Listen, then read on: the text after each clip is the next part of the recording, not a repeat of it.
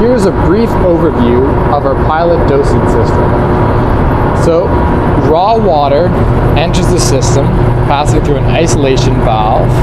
It then passes through a Y strainer to remove any large debris which could affect downstream processes. However, it's still large enough to allow mussel villagers through. We then have a dual check backflow preventer.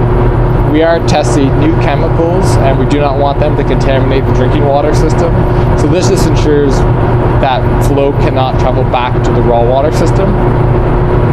We have a pressure regulating valve. This is to ensure the system operates at a fairly consistent pressure.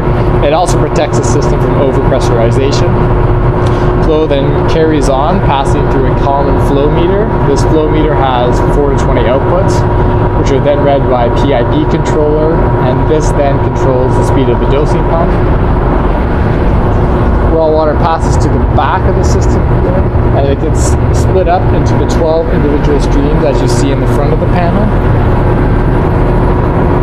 So let's take a closer look at one of these units. So we have a check valve. This is to ensure that each stream is isolated from one another, as we don't want a control unit getting exposed from chemical from one of the other test units. We then have a flow adjustment valve and a rotometer to balance the flows between all the units. We then have a chemical injection point, so we have a small miniature quill which injects chemical into the center of the line. The flow then passes through a static mixer, then off to the biobox units. This quill unit also contains an internal check valve to ensure that we don't have raw water entering our chemical lines, contaminating our stock solutions. So here we have our PID controller. So this receives a signal from the flow meter, and then it operates within our parameters and set points to adjust the speed of the pump. We prefer to operate the system at a fairly steady state, but it does have the ability to adapt to transient conditions to maintain a consistent dose. This is very important, as say if we had a pump failure, we do not want to just overdose chemical, which would ruin the experiment. This pump unit has 12 heads, as you can see here. Each line then draws from its own stock solution. Just for perspective here, the internal diameter of this tubing is 0.25 millimeters, so quite small. We're dealing with very low doses. We then have a data logger. So this records temperature in 2 of our bio boxes. So we have one in the control, one of our cyclical units at the moment. We then record the flow rate as well as the dosing pump speed. So this allows us to confirm that we are dosing as expected. It'll also give us alarms if we exceed certain tolerances. I'll just take a quick look at the chemical storage system. So we just have a series of cylinders with a standpipe to draw chemical from. We can then use these for our drawdowns as well to get a quick check of how our dosing is going. However, we do also confirm with colorimetric checks on site, as well as more detailed analysis back to the lab, such as ICP.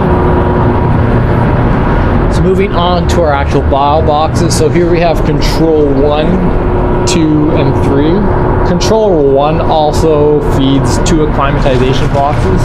So even before we start the experiment, we allowed mussels to acclimatize for a few weeks prior to being exposed to chemical. This just ensures that they've adapted to the water conditions here and the temperatures.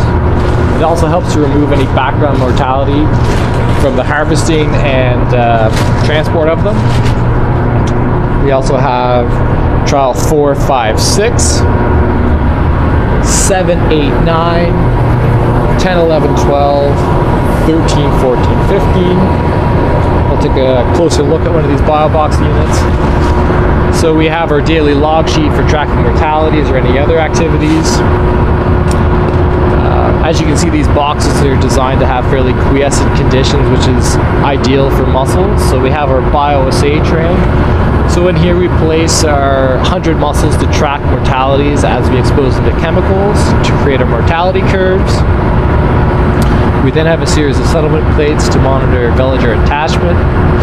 As you can see, for flow conditions, so we have that diffuser header, a baffle, another baffle, and then the overflow weir out to the sanitary drain. All the units are identical, except for units 13, 14, and 15. So 13, 14, and 15 are designed to mimic plants that operate cyclically, or in other terms, they may only operate for 12 hours a day and then they'll be off for the other 12 hours. So to do this, we have the flow from one of our other units. So T10 flows into T12 or 13. However, we have this little device here to divert flow. So we have a timer actuated solenoid valve, which is normally closed. So right now it's currently mimicking the plant in operation, so it's on, so it allows the flow to pass through. However, at the end of the 12-hour cycle, it then shuts off. Flow then bypasses the system until 12 hours has elapsed, and then it starts again. So this allows us to mimic cyclically operated plants to test the chemicals as well. So this is the brief overview of our pilot dosing system.